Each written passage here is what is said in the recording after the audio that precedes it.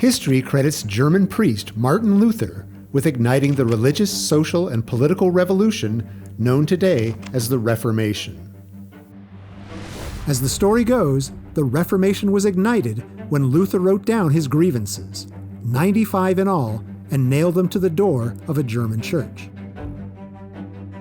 As the Reformation was sending shockwaves across Europe in the early 16th century, one nation seemed largely immune to the turmoil.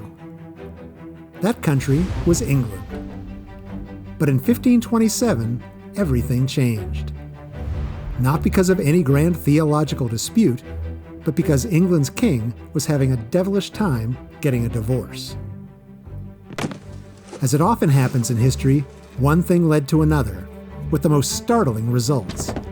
The last domino to fall was a crucial event in the life of a nation yet to be born: the Pilgrims' arrival in America. The king in question was Henry VIII, the last person anyone suspected would spearhead England's break with the Catholic Church. Henry was always a loyal Catholic, and when Martin Luther ignited the Reformation back in 1517, he publicly condemned Luther's accusations against the Church. The Pope was so pleased with Henry's support that he bestowed on him the title Defender of the Faith. But Henry's bromance with the Pope would morph into a train wreck. It all began when Henry and his wife Catherine failed to produce a son who would succeed Henry as king. Without a male heir, Henry feared that his dynasty might end, which could lead to a power struggle and even civil war. So Henry devised a simple plan. He would divorce Catherine, marry one of her gorgeous ladies-in-waiting, Anne Boleyn, and Anne would give birth to the son he so desperately desired. There was just one hitch to Henry's master plan. Marriage was a holy sacrament of the Church. Only the Pope had the authority to dissolve it. And the Pope refused. He said no not just because the Church frowned on the whole idea of divorce, but also because he was in no hurry to anger a different king more powerful than Henry, Charles V, ruler of the Holy Roman Empire, who just happened to be Catherine's nephew.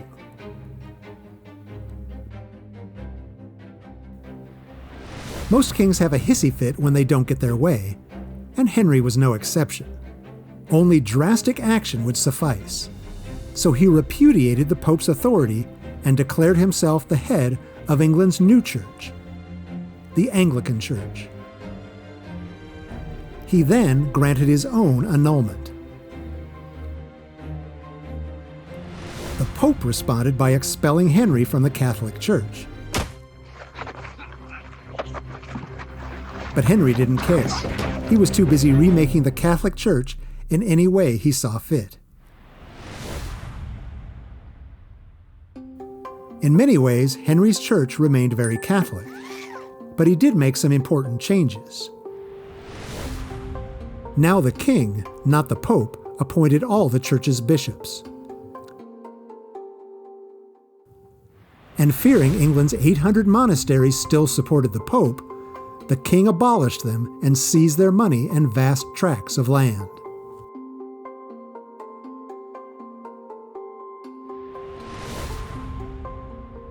The Church of England became more Protestant after Henry's death in 1547, and the son he had wanted so badly, Edward VI, took the throne.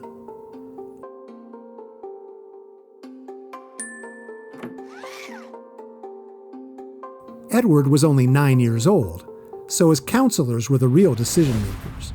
They introduced a new order of worship and stripped the parish churches of their Catholic decor.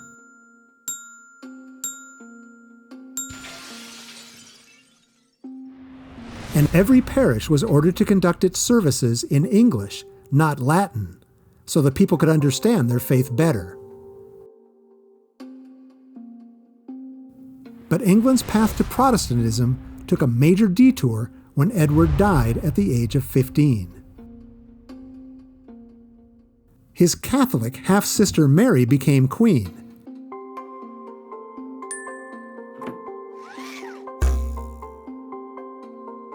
And being loyal to the Pope, she reversed the new reforms and made England Catholic again.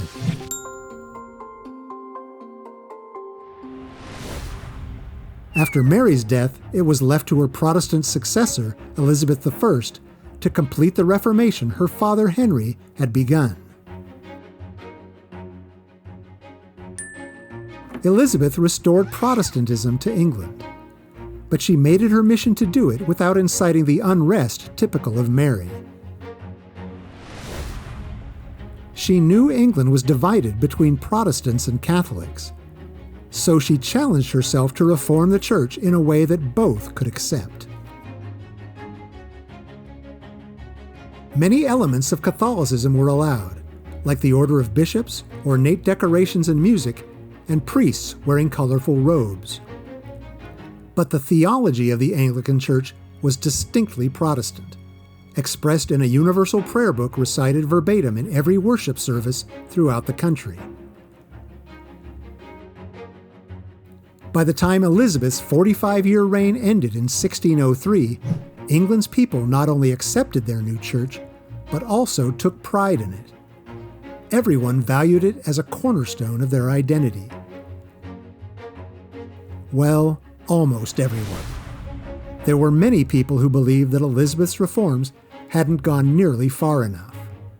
They believed the church was still way too Catholic, and that the Anglican church service wasn't the pure and simple expression of faith the Bible said it should be. These nonconformists committed themselves to purifying the church and became known as the Puritans. From their ranks, in the English countryside, sprang a group that decided the church had strayed so far from Christ's teachings that they had to break away and form their own church. These rogue reformers were, you guessed it, the Pilgrims.